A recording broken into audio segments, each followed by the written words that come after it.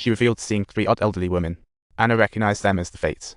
One snipped the string, signaling a possible unsubscribe. Just as they chatted warmly, a biker stopped and asked for help. Percy declined outright, finding it a buzzkill. The guy shook his head and said, "At the rate you're wiggling around, by the time you reach Vegas the flowers will be wilted." It was clear the guy knew Percy and the crew. Turns out he was Ares' son. Honestly, family dinners must be super spicy.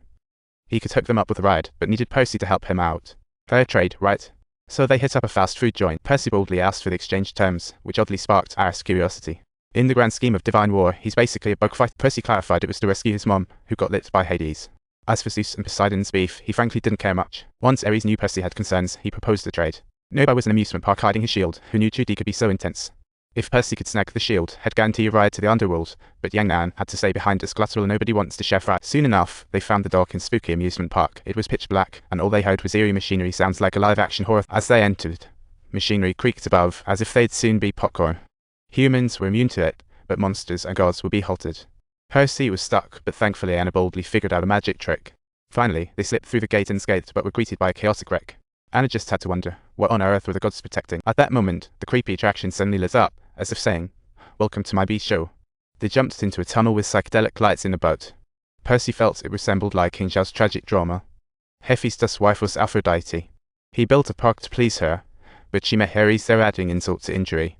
After Hephaestus caught him, Ares had to flee in embarrassment, leaving behind his shield. Such a tragic twist.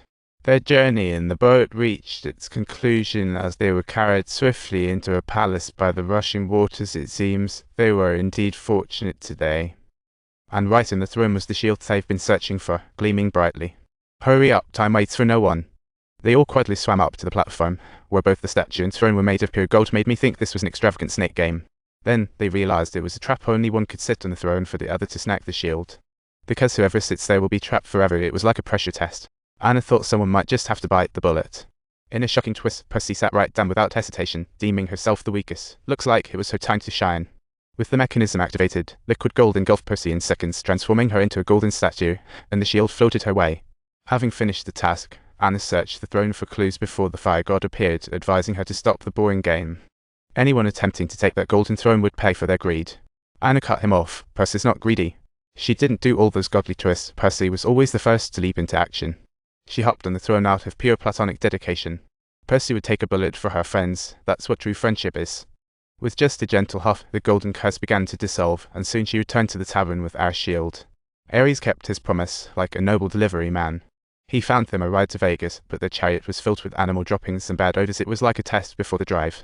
Yang Nan had to clamber atop the car for fresh air, while Anna wondered if Ares wanted them to experience authentic travel.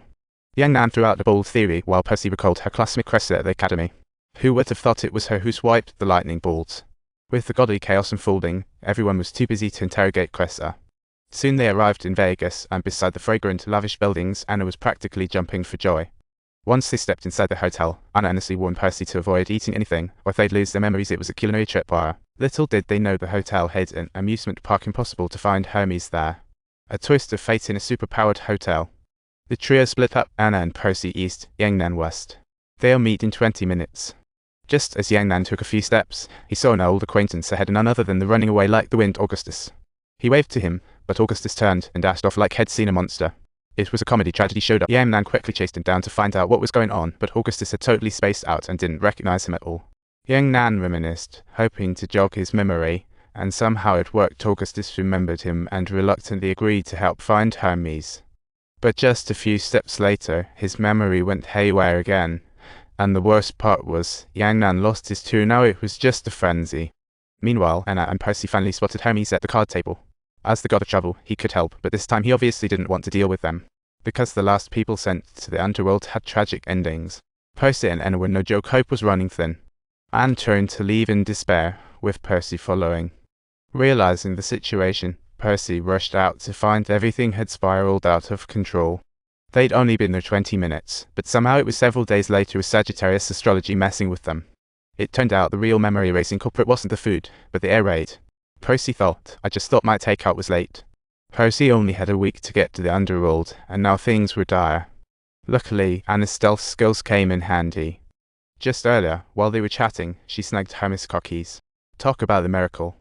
Once they found Yang Nan, they'd bolt out of this nightmare, and conveniently, Augustus was just descending from the sky bridge while a superhero entrance. If you enjoyed our tale, be sure to subscribe to my channel and join us on the next adventure.